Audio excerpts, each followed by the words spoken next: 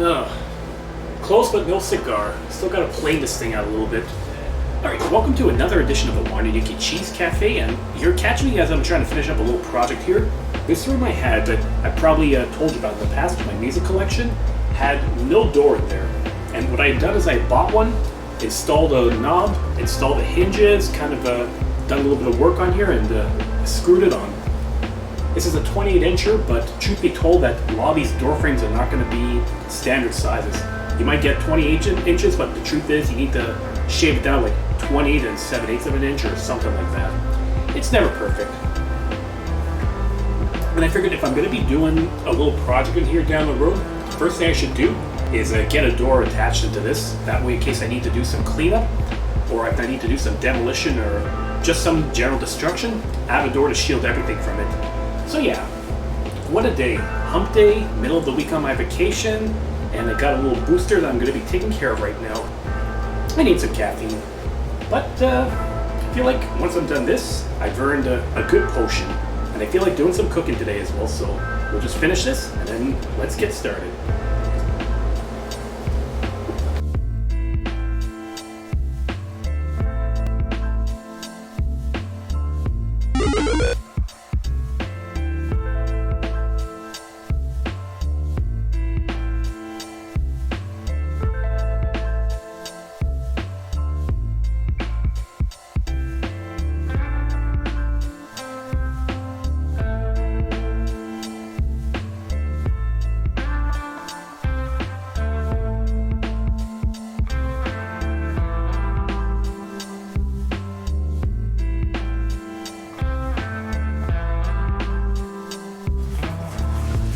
Wonderful.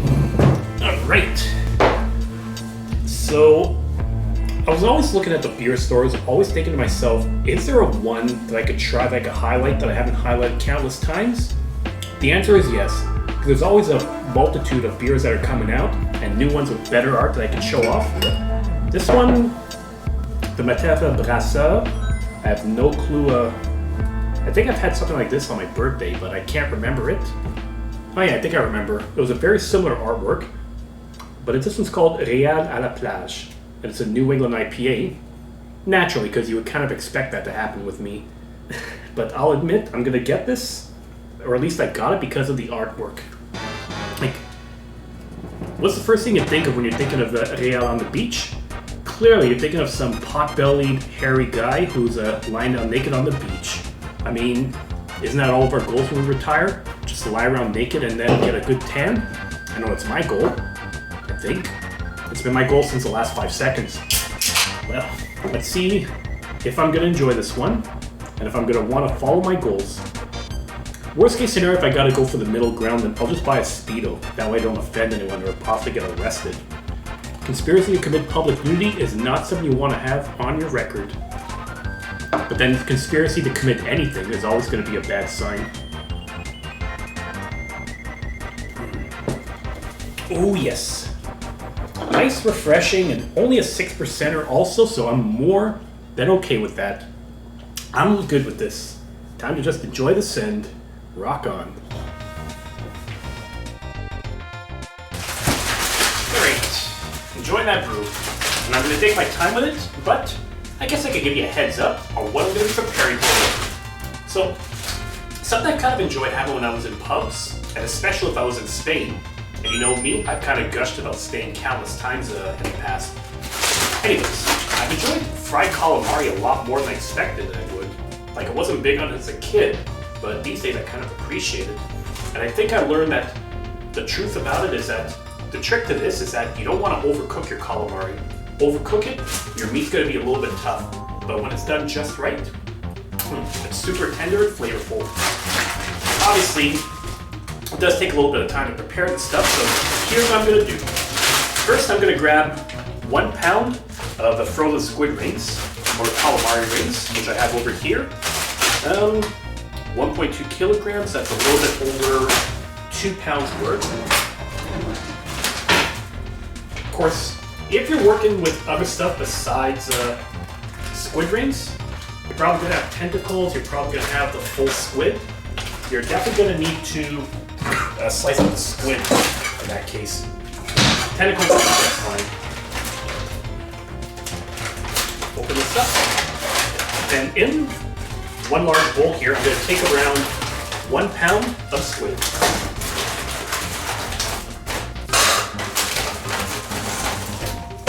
So that's going to be approximately half of this pan. Oops, lost me squid. Go away, you. There. So the trick with this is that you're not going to run in hot water and do it right away. You actually need to let it thaw out naturally. So in your bowl, you're going to need to put this in like a bit of cold water and then leave it in the fridge for about 15 minutes. That way it'll thaw out without going bad and rancid on you. Seafood could be kind of tricky. And I know in the past, if you watched me work with shrimp, I've kind of cheated before, but we're not going to talk about that.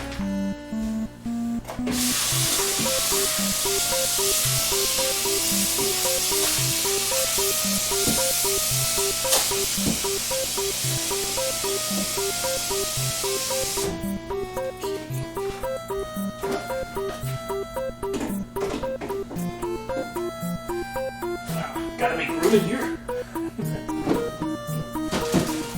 Okay. Got it in the fridge. Need 15 minutes to thaw, and then we can get started on our actual recipe.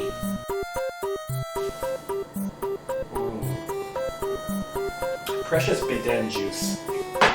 But I suppose you don't really call it Baden juice, you just call it juice for a beer belly. I mean, that's what it's called, right? Right? But yeah, you didn't see me, come up to the episode and watch me drink beer. You probably wanted to see me cook a little bit too. So, while I'm waiting for the calamari to be thawed out, I figured I could get started on some of the breading. So it's actually pretty basic for what you do.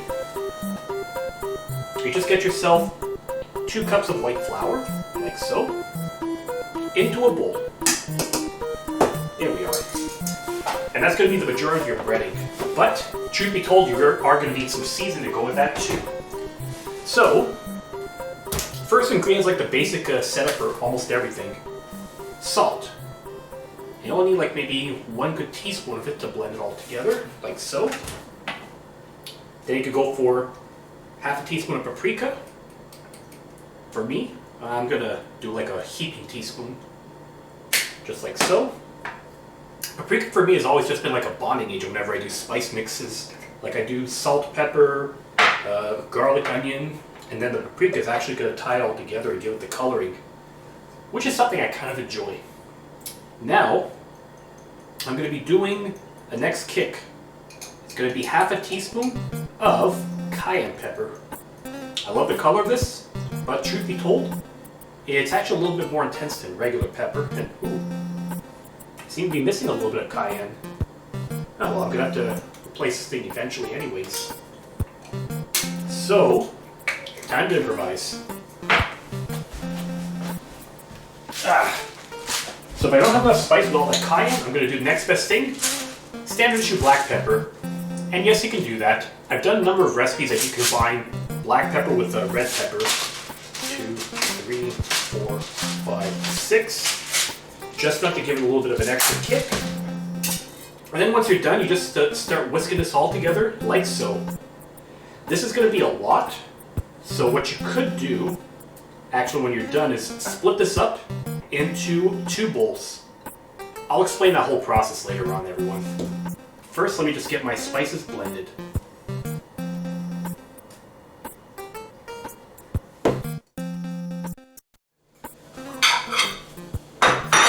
Yep, blended as well as it's going to need to be blended, so that's as good as it's going to get. Next thing I'm going to do is I'm actually going to split this up into 2 bowls. Why, you may ask? Well, there's actually going to be a process to this, like I said, so we're going to get to that when we get to that. Yeah. This one seems to have more of my paprika, so I think I'm going to use this one instead. So we've got 2 bowls over here for all of our breading, and I have a 3rd bowl here that I'm going to be using later on for my next ingredient. Let's take a look at this. Okay, I'm going to admit that when I was thawing up my squid, I had to change the water a bit because I thought I noticed some ice chunks in here. And yep, this seems to be pretty well thawed out. Just 1 piece of ice left, so That's going to be as close as I'm going to need. Time to drain the salt. Yeah, it's not as interesting to see me drain water, even if it's like icy cold water. I think my hand's going to be turning blue. Yeah, it's there. I didn't lose anything. So, first I'm going to wash myself. Alright, I'm back. Yeah, I apologize for that, because if I'm handling anything raw, I don't want to touch the camera and make people have to watch me wash myself. Nobody needs to see that. It's like being forced to watch someone getting a sponge bath. It's not fun for anyone, especially the one getting the bath. That doesn't have anything to do with anything, does it? Anyways, next thing I'm going to do is I'm going to work on tenderizing the squid. And apparently the trick to that is you just need to use some lemon juice. The recipe I found said that you need about juice from half a lemon. Unfortunately, I don't have a full lemon on me or any lemon, so I'm just going to go for another alternative. I'm going to take some lemon juice. So let's say half a lemon. Okay, I'm going to give this like maybe 2 tablespoons worth.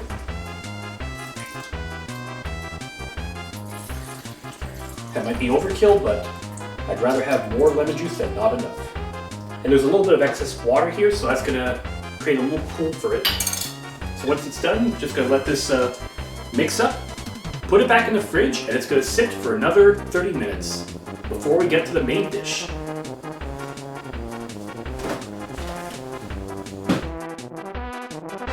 I still got a little bit of time before my squid is going to be ready for deep frying. So while I was waiting, I thought it'd be a little bit more productive. I decided to put a little bit of basmati rice on the stove for a couple of minutes. So if you know me well, you know I love basmati, goes well with everything. And you know, it's nice plain, etc, etc, etc. Yeah, you can fill in your blanks with the etceteras. Nevertheless, I still got like maybe 10 minutes left. So it's time to, probably a good time to refuel. I'm almost out of my, actually I'm out of my redneck juice. Well, if lying on a beach with a bidet all naked is not redneck enough, I'm going to be taking this to the next level. Yep. 1 Labatt Blue Dry, 6.1%. Nothing says redneck more than doing a 1 liter Supreme fucker. Funny thing too is that these are harder to come by these days.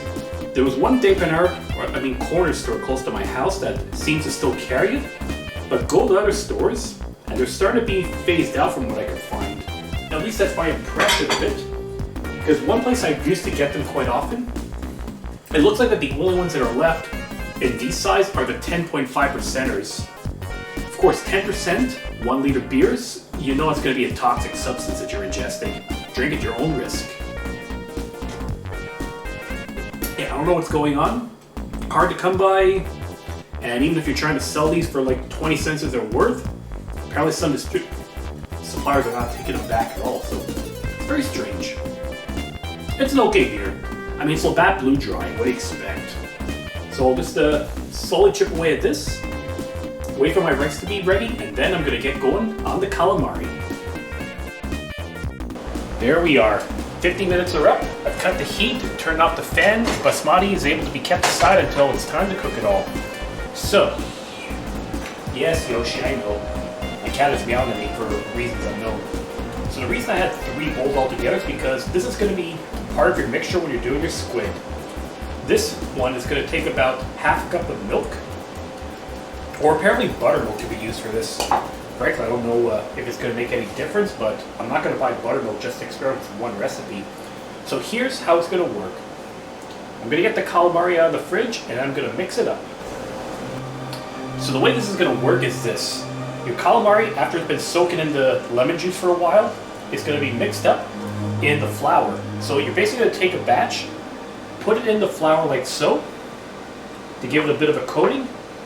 Then after you're done, throw it into the milk so it can absorb all of that. And then you're going to recoat it again in the second bowl of flour.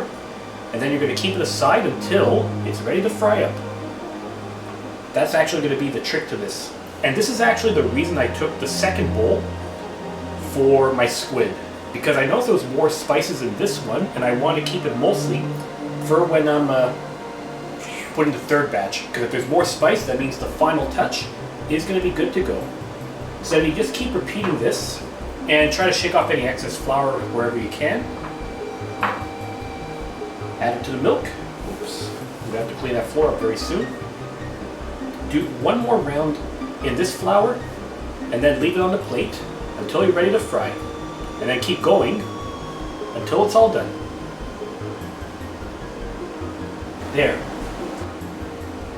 There we are. So that's all of the calamari all set to go, and I got it breaded up. Time to get the rest of the cooking done. Well, first, I think I gotta take care of this monstrosity that's growing on me. This is either flour that's been combined with the milk and then it's attached to me, or I'm developing a rare fungal disease, or I'm becoming the thing from outer space. God, that would be a scary thought to think about. Yeah. Okay, now that I cleaned up that monstrosity from my fingertips, it's time to get the pan going. So you're gonna need a generous amount of taro, whatever that is, or worst case, you take whatever is your preference of cooking oil here to deep fry it. I like to use canola oil for this, because basically you need something that's gonna get to a high heat when you're cooking this up, and because you want to do this pretty quick. You're talking like maybe 2-3 minutes for each batch of calamari that you're going to be doing. So you don't want to have it take too long. So once I have this filled up, I put it to medium-high heat. And apparently you would have to heat this to like 425 degrees Fahrenheit. And then once it's all preheated, take your calamari, put it in the pan, and then keep going at it. I'm kind of stoked to have this, I'll admit. Okay, let's see. Yeah, if I had a thermometer, this would make it a lot easier for me to measure and gauge the temperature of the oil, but for all intents and purposes, this is as good as I'm gonna get with it. So I'm getting a second plate, and what I'm gonna do is get some paper towel too, because apparently the trick to this is that you drain it on some paper towel after it's been fried up. And yeah, getting pretty hot, so let's get started with the first batch. I'm gonna use my bare hands for this. Oh my, made quite the mess, but hell, it looks like it's going to be worthwhile. And in fact, I think I'm going to add a little bit more oil to make sure this cooks properly. There we are. 3 minutes are up. Time to get this batch out and onto the paper towel here so it could drain. Okay, breading isn't sticking as much as I was anticipating, but you know what? For a first time, this is still looking pretty tasty. Keep going with that until it's all out. You don't want to overcook this thing, like I said. That's like the worst you can do with squid. There we are.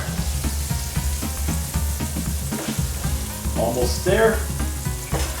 And then what you're going to do with this is, while this is sticky, just add a little bit of salt to it so it sticks to the breading. And then you keep going with the next batch.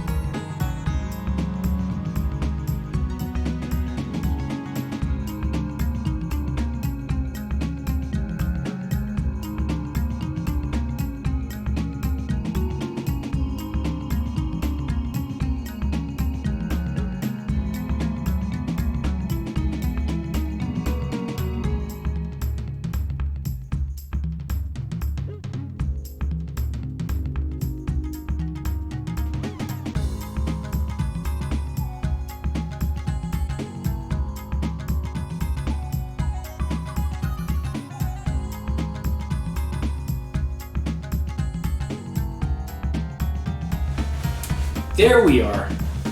So first attempt at fried calamari is going to be done here, and I'm going to give this thing a taste test with the rest of my meal. So like I said, I was already putting together some basmati rice for myself for this, but I decided to go for a few other vegetables too. I went for pickled turnip, which I've shown you how to put together in the past, and in fact, if you want to see how that's made, you just click the link at the top right corner and then you'll see the whole process. I got some Sicilian olives, organic Sicilian olives, my personal favorites. And actually something else I found over the weekend too, some pepperoncini pickled peppers. These things, if they're done right, they're hot as fuck, They're gonna burn your mouth, and they're all around awesome. But before I burn my innards, I should probably check out my calamari to see if it passed the test.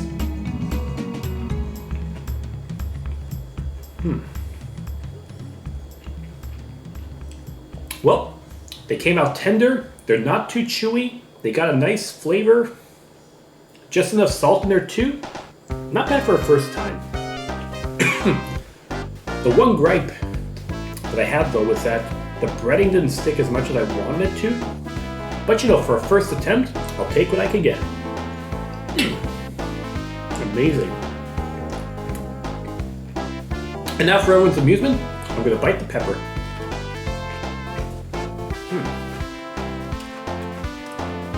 Got to get. Ooh.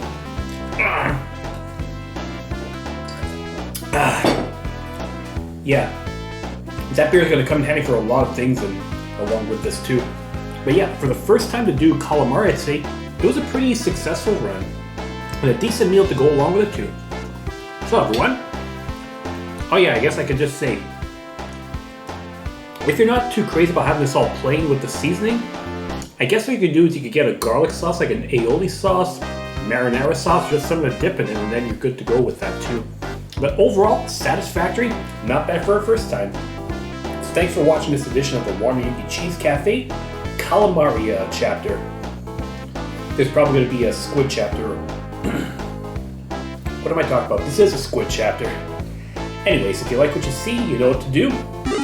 Click that subscribe button below and give this video a thumbs up to show that you like my content. And leave a comment if you want to give me criteria, like a critique, positive, negative, request for a future episode. I don't care, just send me something. And above all else, keep spreading the cheese, everyone. Oh, I'm all out of beer. What am I talking about? This is a 1 liter fucker. This should keep me all sophisticated. I don't know what I'm talking about anymore.